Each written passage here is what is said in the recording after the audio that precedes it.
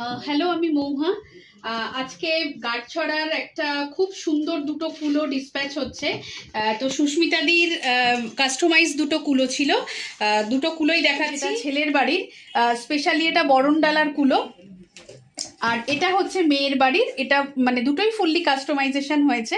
এটা মেয়ের বাড়ির কুলো, এটা হচ্ছে খৈদানের কুলো। তো সুস্মিতাদিকে একটু বলি কেমন হয়েছে বলো। আমার এমনি কিছু বলার নেই, কারণ আমি ওর কাজ দেখে এটাকে নিয়েছি, পছন্দ করেছি। মানে আমার আর কিছু বলারই নেই, এতই সুন্দর হয়েছে। কালার কম্বিনেশন যেটা তুমি করে দিতে বলেছিলে, যে রেডিশ করে, একদম এক্স্যাক্ট তাই। ইভেন আমি যে ফটো পাঠিয়েছিলাম, আমি যেটা দেখে এটাকে পছন্দ করেছি, সেখানে ধুতি পাঞ্জাবির রংটা অন্যরকম, কিন্তু আমার বাড়ির আমার ভাইয়ের ধুতি পাঞ্জাবির কালার এটা। তো আমি ওকে বলাতে ও আমাকে ঠিক ওটাই করে দিয়েছে। তো আমি ভীষণই খুশি। Thank you. হ্যালো, আমি মৌহা। আজকে গাঁটছড়ার একটা খুব সুন্দর দুটো কুলো ডিসপ্যাচ হচ্ছে।